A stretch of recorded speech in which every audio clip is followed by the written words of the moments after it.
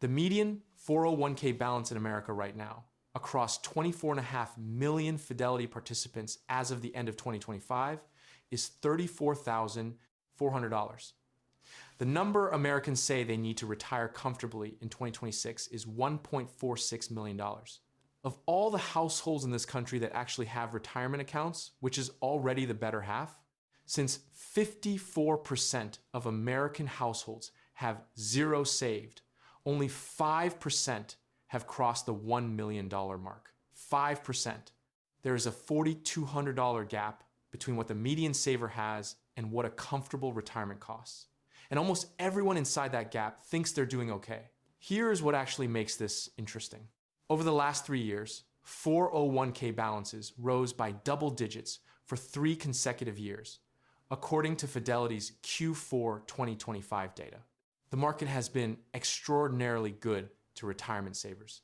The average 401k hit a record $146,400 at year-end 2025, up over 11% from the prior year. And yet 47% of Americans with a retirement savings goal say they probably won't reach it. 47. You can have a rising market and a broken structural reality simultaneously. That is exactly where we are. Here's what I'm going to give you today. Not a target number, not a motivational speech about compound interest. 3 structural tests, measurable, specific, brutal, that tell you whether your portfolio is actually above average or just stressed like one. The third one, the one I'll get to near the end, is the test almost no portfolio is prepared for. It has nothing to do with your balance. It has everything to do with what happens to that balance in the first 2 years after you stop working. Most people believe the retirement problem is a balance problem. You need a big number, you get a big number, you retire. The entire financial industry is built around this assumption because it creates an endless appetite for product. Bigger funds, better funds, managed accounts, alternative investments. The scoreboard drives consumption. But here's the thing. Your balance is the odometer. It tells you how far you have traveled. An above average portfolio is not just one with a high odometer reading. It is one where the engine is running clean, the fuel is not leaking out the bottom, and the driver has a strategy for the rough road ahead. You can have an impressive odometer and still break down 10 miles from the destination. That is the single metaphor I am going to use today, the odometer versus the dashboard. And by the end of this video, you will have 3 specific dashboard readings for your own portfolio, whether you like what you see or not. In a few minutes, I am going to show you exactly what 1.5% in annual fees costs in actual dollars, not a percentage, a number with commas, and it will probably make you want to have a quiet conversation with your brokerage statement. But first, here is why the first sign matters more than almost everyone acknowledges, and why the financial industry has a very specific incentive to keep you focused on the wrong variable. Sign 1 is your savings rate, not whether it feels sufficient, whether it clears a specific numerical threshold that Fidelity's own data, based on millions of participants, separates the long-term portfolio winners from everyone else. There is a dynamic that plays out constantly in workplaces across the country, and it is worth walking through because the numbers are startling once you put them side by side. 2 people, same company, same salary, same start date, same 401k plan, same funds. One of them reads the enrollment form and sets her contribution to 15%. She has a rough year financially and drops to 12 for 18 months, then bumps it back to 15 and adds 1% automatically per year. She never checks her balance.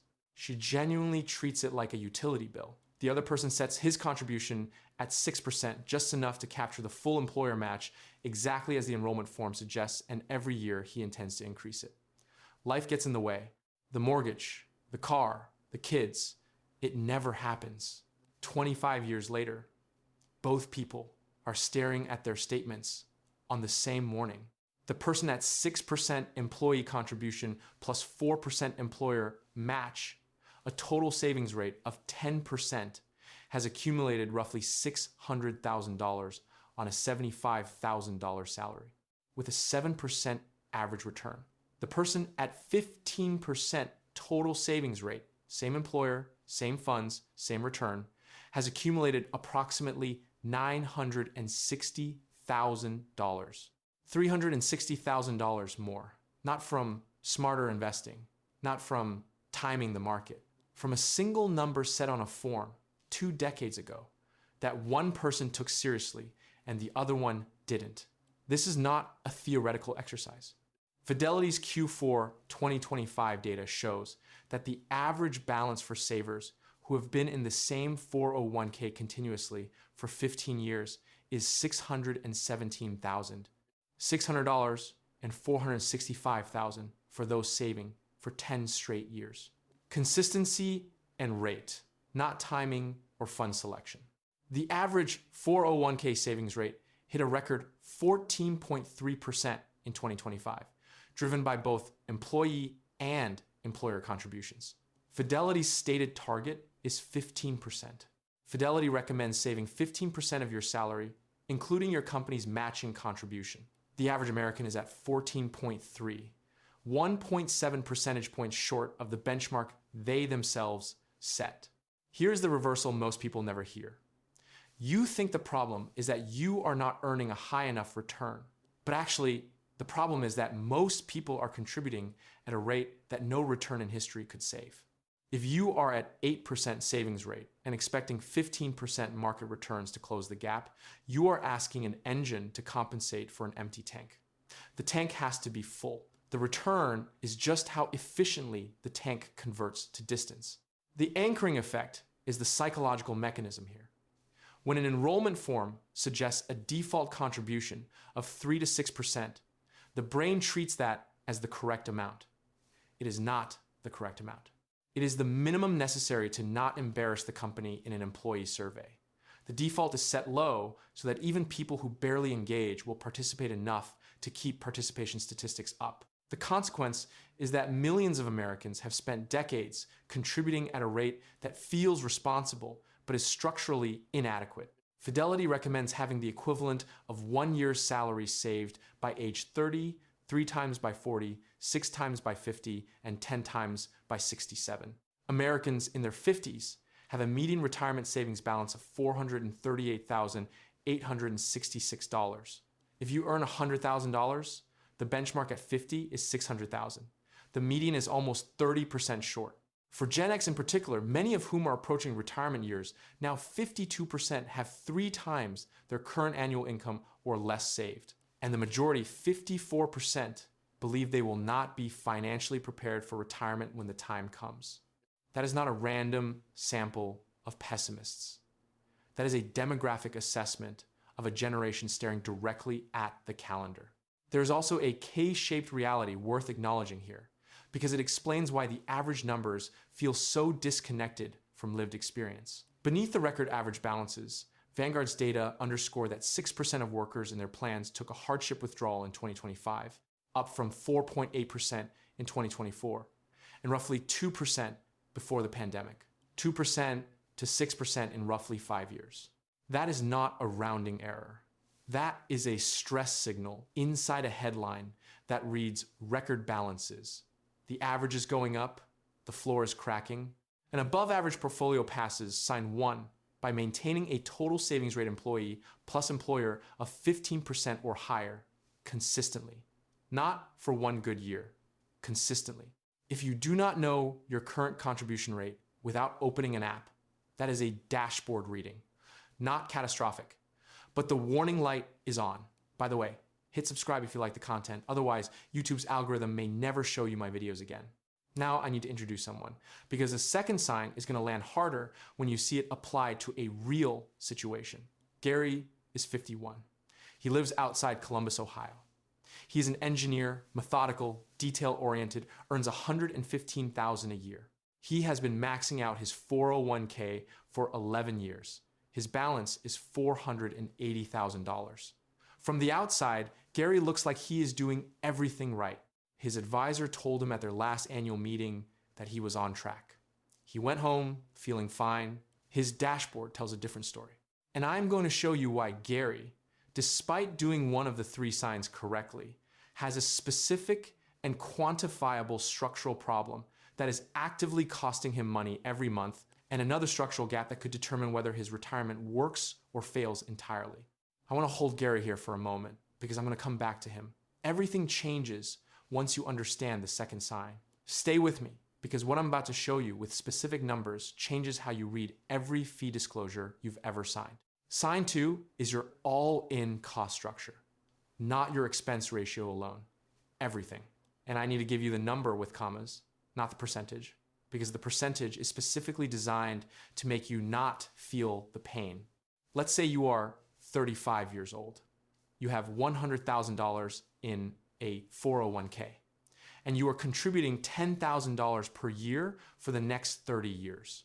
The market returns 7% annually, gross.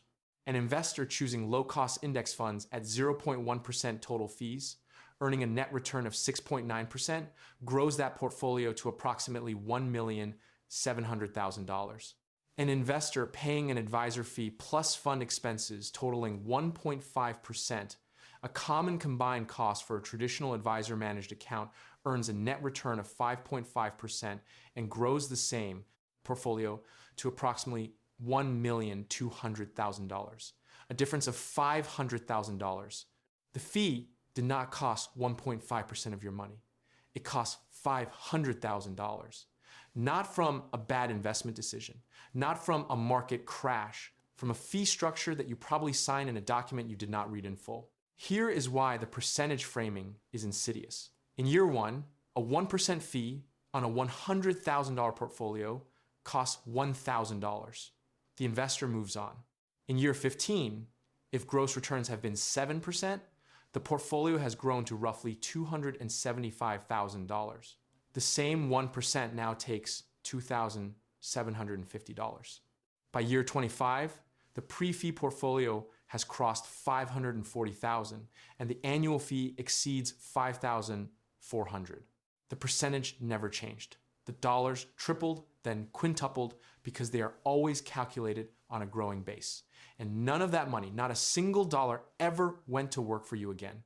A 1% difference in fees can mean working 5 to 7 years longer before retirement. Not saving a little longer, working years longer. The fee does not just cost money, it costs time. A 1% annual fee on a $1 million portfolio can cost more than $500,000 over 3 decades when you account for lost compounding.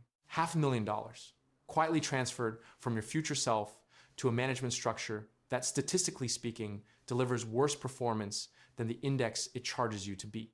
The S&P SPIVA report, which systematically tracks active fund performance across thousands of funds, consistently shows that over 15-year periods, roughly 85 to 90% of actively managed funds underperform their benchmark index after fees. You are paying a premium for a service that typically delivers a worse product. And the industry keeps selling it because most investors never run the number with commas. Think about what that means structurally. The product being sold is alpha, the promise that expert management will outperform the passive alternative by more than the fee charged. The evidence across 50 years of data is that alpha is not reliably delivered at scale. What is reliably delivered is the fee every year, without exception, regardless of performance. Imagine hiring a contractor who charges 30% above market rate and consistently delivers slightly below market quality, and you rehire him every year because the invoice is expressed as a percentage of your home's value, not as a dollar amount, and you never converted it. That is where most retail investors are with their fund expenses. Not because they are not intelligent, because the incentive structure of the industry is to never show them the dollar amount. An above average portfolio has a total all-in cost fund expense ratios, advisor fee, platform charges, everything under 0.5%. If you are at 0.1 or 0.2, you are in excellent shape. Passive ETFs typically charge 0.03 to 0.2%. Most active managers cannot outperform the fee difference. The low-cost tools exist. The question is whether you are using them. Now back to Gary. Gary's 401k defaults include a target date fund with an expense ratio of 0.7%. His wirehouse advisor adds another 1% on top of that. All in, 1.7%. Gary has been maxing his contributions. Sign 1 is green. But over 11 years, at an average balance approximating $400,000 with continued contributions, the difference between 1.7% and 0.2% in annual fees compounds to roughly $110,000 in additional money. Gary will never see. He will likely work somewhere between 3 and 4 additional years to compensate for a fee structure he has never been shown in dollar form. His advisor's annual meeting covered asset allocation, market performance, and his expected retirement income. It did not cover what 1.7% per year costs in actual dollars over an 11-year runway into retirement. This is where the standard retirement conversation fails. Max your 401k. Stay diversified. Stay invested. All correct and all insufficient if you are systematically leaking wealth through a fee structure that compounds against you every single quarter. Here is the part of the retirement conversation that almost never makes it into a planning meeting. Knowing these numbers and building a system around them are two very different things. I had all of this data years ago. It did not change anything until I actually built a framework to act on it. That is why I put together a digital book called The Exit Code. It is an analysis of 50 years of retirement data distilled into a mathematical framework for determining exactly when you can stop working. Not a motivational exercise, a structured system built on actual historical numbers. 8 chapters of pure research, no filler. 2 things inside it that connect directly to what I just covered. The lazy portfolio strategy, which has historically outperformed active traders over 30-year windows, which is exactly what the fee data shows you should be using, instead of the managed account and the dynamic withdrawal method, which replaces the standard 4% rule with a flexible withdrawal system that adjusts based on market conditions, which is the structural solution to the third sign I am about to explain. You can get it through the link in the description for less than the cost of dinner out. 1 hour with a mediocre financial advisor charges more and explains half of this. Every year you wait, the compounding math works against you in a direction that does not reverse. Now, the third sign, and this one requires the first 2 to make sense, because it describes a failure mode that becomes lethal precisely when you have built a large portfolio close to retirement without this one structural feature. Sign 3 is the sequence of returns strategy. Here is the core mechanic. During accumulation, when you are saving and contributing, a market crash is actually your friend. When the S&P 500 drops 30% and you keep contributing every month, you are buying shares at a discount. Dollar cost averaging thrives in a bear market. You want more shares at lower prices. The day you retire, that relationship flips completely. You are now a seller. Every withdrawal is a share sale. If the market is down when you take your first withdrawal, you are selling more shares to generate the same dollar amount of income. And those shares, the ones sold at a discount, never participate in the recovery. They are gone permanently. And because your total pool of shares is now smaller, the recovery creates less wealth for you than it would have if you had not been forced to sell. Michael Kitces, in his canonical research on sequence of returns risk, calls this the portfolio size effect, a percentage drop in early retirement. When the portfolio is at its largest absolute value, creates a far bigger dollar loss than the same percentage drop later, when withdrawals have already shrunk the base. Research by Wade Pfau estimates that approximately 77% of a portfolio's final retirement outcome can be explained by the returns of just the first 10 years, not the lifetime average, not the 30-year return. The decade you retire into determines most of your fate. If you retire in a good sequence, your portfolio builds on itself and sustains withdrawals with room to spare. If you retire in a bad sequence, say you retire in January of 2029 and the market drops 25% that year, you sell into the decline, shrink the base, and spend the next decade with a structurally impaired recovery engine. The historical example that makes this visceral is the 1970s. The S&P 500 fell hard in both 1973 and 1974, while inflation ran at an average of roughly 9.3% annually for nearly a decade. A retiree starting with a $200,000 portfolio would have seen their savings vaporize by about 30% by the end of 1974. Even though the markets eventually recovered, the damage was already done. Those early losses, magnified by withdrawals, permanently crippled the portfolio's ability to last. Two retirees both average 5% per year over 20 years. Both withdraw $50,000 per year from $1 million portfolios. The only difference is when losses occur. Same average return, but a $665,000 difference in ending balance, and the bad sequence portfolio was in serious distress by year 5. The sequence risk is greatest in the 5 years before and the first 10 years after retirement, a period sometimes called the retirement red zone. During this window, your portfolio balance is at or near its peak, and losses have the longest time to compound against you. Gary, if you remember, is 51 with $480,000, planning to retire at 62. He is 11 years from entering that red zone. His plan right now is to retire, shift to a 60-40 allocation, and take 4% annually. If he hits a down year at 62, he sells equities into that decline to fund his lifestyle. Those shares are gone. He never needed to do that, but he does not know that yet. One approach to managing sequence risk is to maintain a short-term reserve of low-risk liquid investments to cover expenses while avoiding tapping stocks. Experts suggest keeping a year's worth of expenses after accounting for other income in cash investments, and another 2 to 4 years worth in high-quality short-term bonds. That buffer is not an emergency fund. It is sequence insurance. It means that when the market drops 30% in year 2 of retirement, you do not touch equities.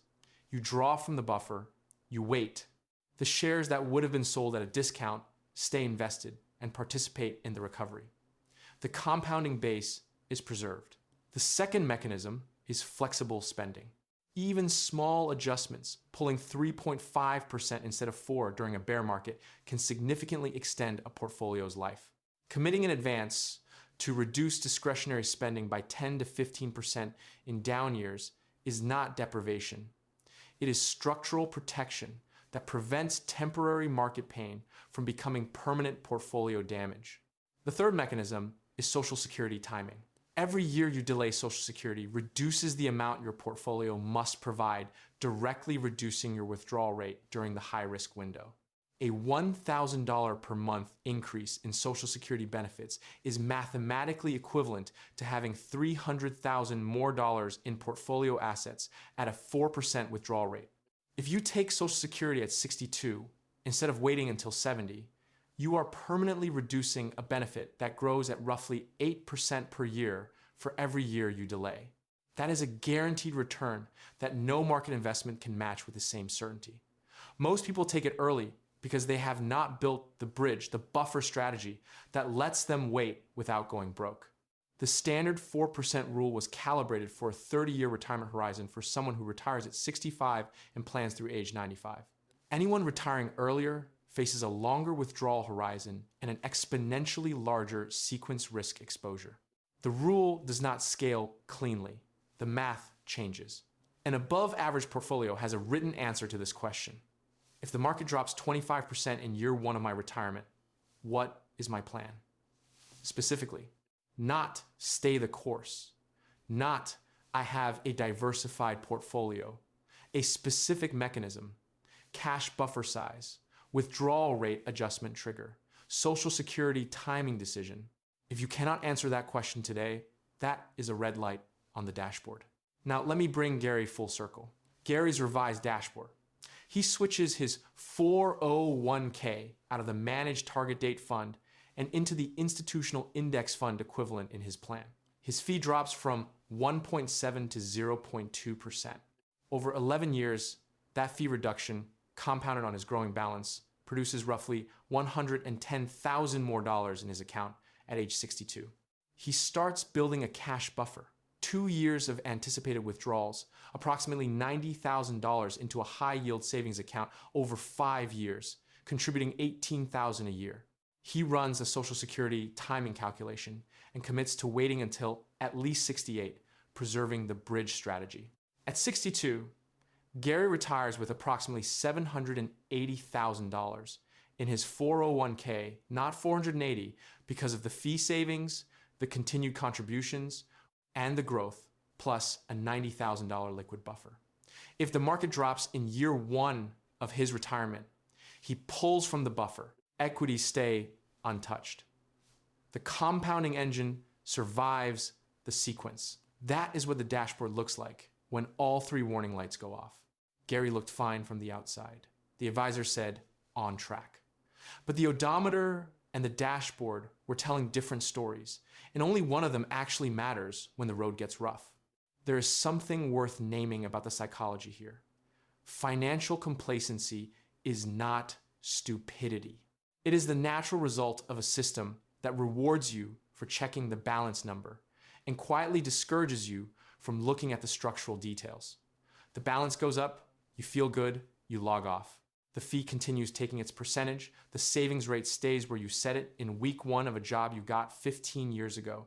The sequence risk sits invisible in a future that has not arrived yet. The whole architecture of the consumer financial experience is designed to keep you at the odometer level. The above average portfolio is not the product of superior intelligence or better market access. It is the product of deciding once to look at the dashboard and then doing the 3 unglamorous, boring things the dashboard requires. Here are the 3 practical takeaways calibrated specifically to this topic. First, run the fee number with commas this week, not the percentage. Open your statements. Find every fee layer, advisor fee, fund expense ratios, platform charges, add them up, and express the annual total in dollars. If the all-in annual cost exceeds 0.5% of your total balance, you have a quantifiable, fixable problem. Switching to a low-cost index fund in your existing 401k can be done in 20 minutes. The compounding benefit accumulates for decades. Second, raise your contribution rate by 1% right now. Not after the next raise. Now. 1% of an $80,000 salary is $67 a month. You will not feel it in take-home pay. Over 20 years at 7% return, it compounds to roughly $45,000 additional dollars. Do that 3 consecutive years, and the dashboard goes from yellow to green on sign 1. Third, build the buffer, starting 5 years before your target retirement date. 2 years of anticipated withdrawals, held in liquid instruments outside the stock market. It is not an emergency fund. It is sequence insurance. It is the structural protection that separates a portfolio that survives a bad decade from one that does not. The 4% rule assumes you will not be forced to sell equities in a downturn. The buffer is what makes that assumption true.